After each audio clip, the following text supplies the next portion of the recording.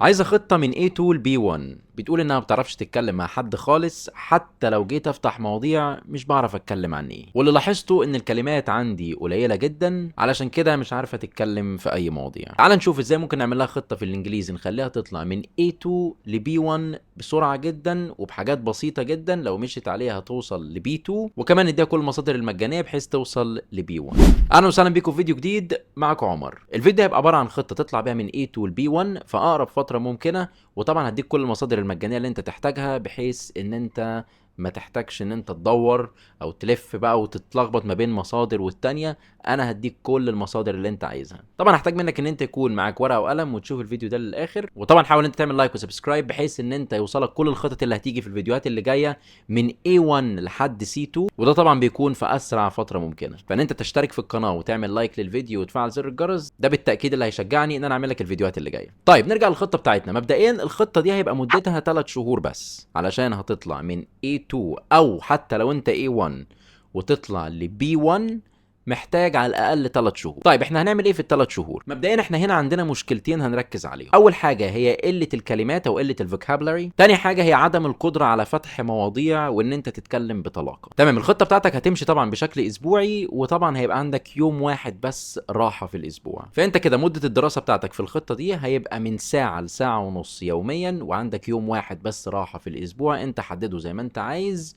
وبقيه الاسبوع انت بتذاكر من ساعه لساعه ونص. تعال بقى اقول لك هتعمل ايه في الساعه او الساعه ونص اللي انت هتذاكرهم كل يوم. اولا عندك 20 دقيقه هتذاكر فيهم كلمات جديده. 20 دقيقه بتذاكر فيهم كلمات جديده وبتحفظ فيهم مفردات جديده. كم كلمه انت محتاجهم؟ 10 كلمات، ما تزودش عن كده اطلاقا. 10 كلمات هيبقوا كفايه قوي في 20 دقيقة. في عندك 2 ابلكيشنز هيساعدوك في انك تعمل الموضوع ده. ابلكيشن رقم 1 اسمه انكي، والابلكيشن الثاني اسمه كويزلت. طبعا كل مطلوب منك ان انت بتطلع ال10 كلمات وبتاخد عليهم امثلة صوتية من على الابلكيشنز دول. حاول ان انت كمان تركز على المصطلحات المفيدة في المحادثة، مش بس مجرد كلمات اكاديمية. ولازم طبعا تتاكد ان الكلمات اللي انت بتحفظها او الكلمات اللي انت بتطلعها هي كلمات مستخدمة بالفعل، مش اي حاجة وخلاص. طيب خلصنا ال 20 دقيقة، عندك 30 دقيقة استماع وفهم.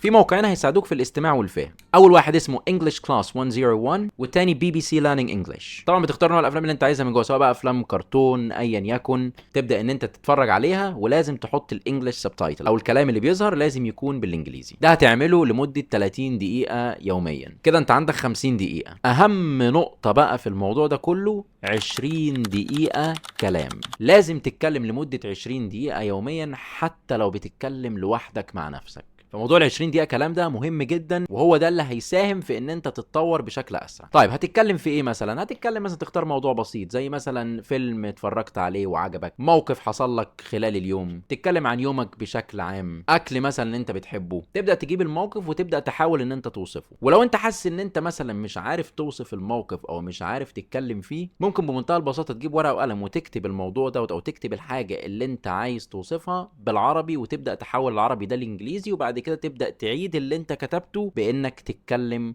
لوحدك مره على مره. مش هتحتاج ان انت تكتب بعد كده، وهتبدا ان انت على طول تتكلم في اي موضوع واي موقف بمنتهى البساطه وبشكل سريع. حاول دايما وانت بتتكلم، حتى لو بتتكلم لوحدك او مع حد، ان انت تسجل صوتك وانت بتتكلم، وده هيفيدك في ان انت تلاحظ اخطائك بعد ما تسمع الريكورد اللي انت سجلته، وكمان هتقدر تقيس بيه مدى التطور اللي انت بتتعرض له كل اسبوع. وطبعا لو عندك واحد صاحبك بيحاول يتعلم انجليزي زيك، حاول ان انت تتكلم معاه ال 20 دقيقه دول. ولو ما عندكش اي حد تتكلم معاه، ممكن لما تعمل اشتراك وتعمل شير للفيديو تلاقي حد من صحابك ويتعلم معاك. عندك طبعا 3 مرات في الاسبوع على الاقل تبدا تتمرن 20 دقيقه كتابه. ما ينفعش طبعا ننسى الكتابه، لان في ناس بتتكلم كويس بس ساعات بيكون عندها مشكله في الكتابه. حاول دايما في الكتابه ان انت تبدا بموضوعات بسيطه، زي مثلا تحكي عن يومك مثلا وتكتب، او مثلا افضل الاماكن اللي انت بتحب تروحها، او مثلا عندك هدف عايز توصل له او شغل مثلا عايز تشتغله معين. وده طبعا ممكن تستخدم فيه الاي اي عادي جدا. نيجي بقى لاهم جزء في الفيديو، وهي المواضيع اللي انت تبدا بيها او تبدا ان انت تتمرن عليها في البدايه. رقم 1 introducing yourself. لو انت طبعا عايز تقدم نفسك او تتعلم ازاي انت ممكن تقدم نفسك عشان لو عندك interview.